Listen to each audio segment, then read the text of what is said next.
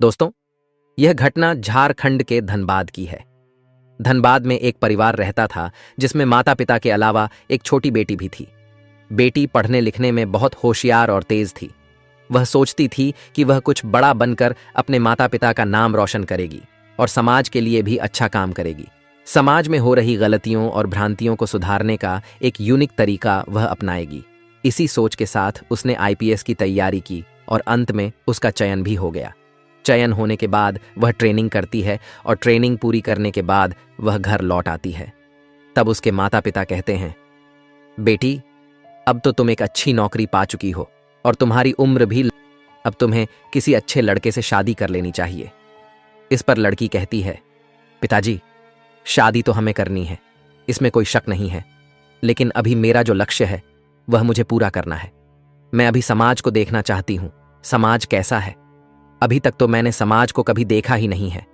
मैं सिर्फ एक कमरे में बैठकर पढ़ाई करती रही हूं और ज्ञान अर्जित किया है। लेकिन पिताजी, समाज में किस तरह के लोग रहते हैं, किस तरह की घटनाएं घटित होती हैं और हमें कैसे उनका सामना करना है, यह सब देखना चाहती हूं। 4-5 साल तक मुझे सिर्फ यह अनुभव करना है, उसके बाद ही शादी करूंगी। पिताजी, आप और मां मुझे समझा रहे हैं, लेकिन मैं अपने फैसले पर अडिग हूं। पिताजी ने आखिरकार कहा, बेटी, अब तुम समझदार हो गई हो, अपने फैसले खुद लो और अपना ध्यान रखना। यह सुनकर अनीता ने जवाब दिया, पिताजी, आप चिंता न करें, मैं अपना ख्याल रखूंगी। इसके बाद अनीता अपनी ड्यूटी के लिए रवाना हो गई। धनबाद में उसकी पहली पोस्टिंग थी, लेकिन ड्यूटी पर जाने के बजाय उसने अपने निजी ड्राइवर से कहा, मुझे किसी सुनसान जगह पर छोड़ दो। ड्राइवर पहले तो थोड़ा झिझका, लेकिन उसने आदेश का पालन किया। वह अनीता को शहर की एक सुनसान जगह पर छोड़ आया।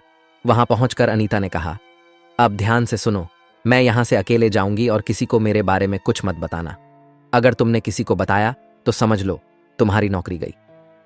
ड्राइवर डर के मारे बोला, मैडम, आप निश्चिंत रहें, मैं किसी को कुछ नहीं बताऊंगा। इसके बाद अनीता ने अपने कपड़े और लुक बदला। उसने खुद को एक भिखारिन की तरह तैयार किया। सादे फटे पुराने कपड़े पहनकर मैली कुचैली हालत में वह बाजार की ओर चल दी। थोड़ी देर बाद वह थाने के पास पहुंची।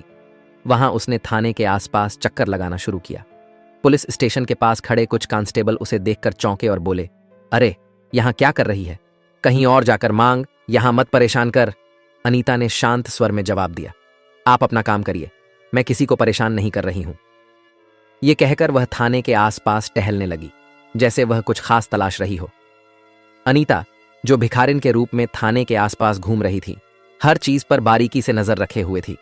लगभग 20 से 30 मिनट के बाद अचानक थाने के बाहर भीड़ जुटने लगी। भीड़ के बीच अनीता ने एक कांस्टेबल से पूछा, साहब, यहां इतनी भीड़ क्यों लगी है? कांस्टेबल ने लापरवाही से जवाब दिया, एक लड़की का मामला आया है, रेप हुआ है उसका, परिवार शिकायत लेकर आया है, लेकिन जिसने यह किया है वह एक अमीर व्यापारी का बेटा है। मामला थोड़ा पेचीदा है। यह सुनकर अनीता के कान खड़े हो गए। उसने देखा कि भीड़ में लड़की का परिवार रो रहा था और वहीं आरोपी के प्रभावशाली परिवार के लोग अपनी शक्ति का प्रदर्शन कर रहे थे। अनीता ने पुलिस वालों की नजर से बचते हुए थाने के अंदर घुसने की कोशिश की। जैसे ही वह अंदर पहुंची, वहां मौजूद अधिकारी चौंक गए। दरोगा साहब ने गुस्से में पूछा, अरे, इसे अंदर कैसे आने दिया? ये भिखारिन यहां कैसे घुस गई? कांस्टेबल घबरा गए और बोले, साहब, हमारी नजर इस पर नहीं पड़ी, पता नहीं ये कब अंदर आ गई। दरोगा साहब ने आदेश दिया, इसको कुछ खाने को दे दो, पैसे दे दो और यहां से भगाओ, हमें अपना काम करने दो। कांस्टेबल ने अनीता से कहा, देख, यहां से जा, कुछ पैसे चाहिए तो ले ले, कुछ खाने का चाहिए तो खा ले, लेकिन यहां मत बैठ। अनीता ने उनकी बात अनसुनी करते हुए शांत स्वर में कहा, साहब, मैं यहां थोड़ी देर बैठना चाहती हूं, थक गई हूं, आराम करना चाहती हूं, आपको परेशान नहीं करूंगी, बस उस कोने में बैठने दीजिए। अनीता थाने के बाहर एक पेड़ के नीचे बैठ गई और वहां से दरोगा साहब की हर गतिविधि पर नजर रखने लगी। उसने देखा कि लड़की का परिवार रोते हुए न्याय की गुहार लगा रहा था, लेकिन आरोपी के प्रभावशाली पिता दरोगा को रिश्वत देकर मामला दबाने की कोशिश कर रहे थे। दरोगा ने लड़की के पिता से कहा, देखिए, ये मामला कोर्ट कचहरी में गया तो सालों लग जाएंगे, बेहतर होगा कि यहीं निपटा लें। लड़की का पिता मजबूरी और लाचारी में कांपते हाथों से दरोगा को पैसे देता नजर आया। अनीता यह सब चुपचाप देख रही थी, लेकिन उसके भीतर का गुस्सा धीरे धीरे बढ़ रहा था। वह जानती थी कि अब समय आ गया है अपनी पहचान और अधिकार का सही उपयोग करने का। गरीब माँ बाप दरोगा के सामने हाथ जोड़कर गिड़गिड़ा रहे थे। माँ रोते हुए कहती हैं, साहब, हम गरीब लोग हैं, हमारे पास पैसे नहीं हैं कि आपको दे सकें, लेकिन मेरी बेटी के साथ जो हुआ उसके लिए इंसाफ चाहिए। आपसे बस यही निवेदन है, कृपया हमें न्याय दिला दीजिए। दरोगा ने उनकी बातों को अनसुना करते हुए एक ठंडी नजर डाली।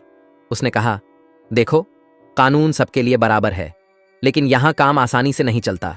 तुमसे जो बन पड़े वो करो, वरना वापस जाओ। उधर अमीर पक्ष के लोग, जो पहले से ही दरोगा को मोटी रकम दे चुके थे, मुस्कुराते हुए खड़े थे। उनके पैसे से दरोगा का रवैया पूरी तरह बदल चुका था। अब वह अमीर लड़के के परिवार के पक्ष में बोलने लगा और गरीब परिवार को डांटते हुए कहने लगा, तुम लोग यहां तमाशा मत करो, अपना काम कर लो और चुपचाप चले जाओ। कोर्ट में जाना है तो जाओ, लेकिन यहां हंगामा मत करो। गरीब पिता, जो अंदर से टूट चुका था, कहता है, साहब, हमारी बेटी के साथ अन्याय हुआ है। आपसे इंसाफ की उम्मीद लेकर आए थे, लेकिन आप हमें ही डांट रहे हैं। क्या गरीबों को न्याय मिलना इतना मुश्किल है? इस बीच भिखारिन के वेश में बैठी आईपीएस अधिकारी अनीता ये सब कुछ चुपचाप देख रही थी। लेकिन दोस्तों, उसने देखा कि दरोगा किस तरह अमीरों के पैसे के लालच में आकर गरीब परिवार को प्रताड़ित कर रहा है। उसकी आंखों में गुस्से की आग जलने लगी, लेकिन वह अब भी चुप थी। दरोगा गरीब परिवार से कहता है, तुम लोग घर जाओ, मैं तुम्हारे केस को देख लूंगा, गहराई से जांच करूंगा और जल्द से जल्द रिपोर्ट तैयार कर कार्रवाई करूंगा। गरीब पिता भावुक होकर कहता है, साहब, हम आपके भरोसे हैं, हमें सिर्फ अपनी बेटी के लिए न्याय चाहिए और कुछ नहीं। दरोगा बड़ी सहजता से जवाब देता है, ठीक है, तुम चिंता मत करो, मैं सब संभाल लूंगा। लेकिन जैसे ही गरीब परिवार थाने से बाहर निकलता है, दरोगा अमीर व्यापारी से पैसे लेता है और उसके पक्ष में कार्यवाही करने की योजना बनाने लगता है। थाने के बाहर गरीब परिवार को बैठी हुई भिखारिन रूपी अनीता रोक लेती है। वह उनसे पूछती है, क्या हुआ, पूरा मामला बताइए। गरीब पिता थोड़ा चिढ़ते हुए कहता है, हम जो भी सह रहे हैं वह हमारा निजी मामला है, तुम्हें इससे क्या मतलब, अपना काम करो। गरीब परिवार को यह पता नहीं था कि वह भिखारिन दरअसल एक आईपीएस अधिकारी है। न ही थाने में मौजूद किसी पुलिसकर्मी को इस बात का अंदाजा था कि अनीता, जो वहां भिखारिन के रूप में बैठी थी, दरअसल इस थाने में नई नियुक्त हुई अधिकारी है। अनीता ने फिर पूछा, आप मुझे सब कुछ बताइए, मैं आपकी मदद करना चाहती हूं। आखिर आपकी बेटी के साथ क्या हुआ? गरीब परिवार हिचकिचाते हुए बताने लगा, लेकिन जैसे ही उन्होंने देखा कि यह भिखारिन बेहद साफ सुथरा खड़ी हिंदी में बात कर रही है और कभी कभी अंग्रेजी में भी बात कर रही है, वे सब हैरान रह गए। थाने के कुछ पुलिसकर्मी भी यह सब देख रहे थे और भौचक्के रह गए। कांस्टेबल अनीता के पास आकर बोले, तुम कौन हो, हमें सच सच बताओ। अनीता ने यह सुनते ही अपना गेटअप हटा दिया। जैसे ही उसने अपने असली रूप में कदम रखा, सभी कर्मचारी हड़बड़ा गए। दरोगा को फटकारते हुए उसने कहा, तुमने गरीब परिवार के साथ बहुत अन्याय किया है। मैंने अपनी आंखों से तुम्हारी सारी करतूतें देखी हैं। अब तुम्हारे खिलाफ सख्त कार्रवाई होगी। थाने के सभी पुलिसकर्मी सन्न रह गए। दरोगा घबराकर माफी मांगने लगा, लेकिन अनीता ने उसे सख्त लहजे में चेतावनी दी कि अब वह गरीब परिवार को न्याय दिलाकर ही रहेगी। अनीता की सख्ती देखकर सभी पुलिसकर्मी उसे सलाम ठोकने लगे। अंत में अनीता ने गरीब परिवार को इंसाफ दिलाया और थाने के कर्मचारियों को उनकी लापरवाही और भ्रष्टाचार के लिए सजा दी। अनीता, जो अब अपने असली रूप में आ चुकी थी, थाने के पूरे स्टाफ को लाइन हाजिर करने का आदेश दिया। उसने दरोगा और सभी कांस्टेबलों को एक एक कर तलब किया और उनके कर्तव्यों में की गई लापरवाही और भ्रष्टाचार के लिए सख्त फटकार लगाई। दरोगा से सख्त लहजे में कहा, तुम्हारी ड्यूटी न्याय दिलाने की थी, लेकिन तुमने अपनी जिम्मेदारी को पैसे के लिए बेच दिया। अब तुम्हें इसका अंजाम भुगतना होगा। इसके बाद अनीता ने कुछ पुलिसकर्मियों को तुरंत प्रभाव से सस्पेंड करने का आदेश दिया। थाने में मौजूद सभी लोग स्तब्ध थे। उन्हें समझ नहीं आ रहा था कि अचानक से यह सब कैसे हुआ, लेकिन अनीता ने यह सुनिश्चित किया कि हर दोषी को उसकी सजा मिले और गरीब परिवार को तुरंत न्याय मिले। इस घटना के बाद पूरे धनबाद शहर में आईपीएस अधिकारी अनीता की चर्चा होने लगी। लोग उसकी ईमानदारी और कर्तव्य निष्ठा की तारीफ करते नहीं थक रहे थे। हर जगह बस यही बात हो रही थी कि कैसे एक आईपीएस अधिकारी ने भिखारिन का वेश धारण कर भ्रष्टाचार को बेनकाब किया और गरीब परिवार को न्याय दिलाया। दोस्तों, धर्म केवल पूजा अर्चना तक सीमित नहीं है, यह कर्तव्य निभाने का मार्ग है। हमारे शास्त्रों में कहा गया है, धर्मो रक्षति रक्षितः, अर्थात जो धर्म की रक्षा करता है, धर्म उसकी रक्षा करता है। आज के परिप्रेक्ष्य में धर्म का अर्थ है अपने कर्तव्यों को पूरी निष्ठा और ईमानदारी से निभाना। ऐसे अधिकारी जो गरीबों, पीड़ितों और शोषितों के लिए खड़े होते हैं, असल में समाज के सच्चे रक्षक हैं।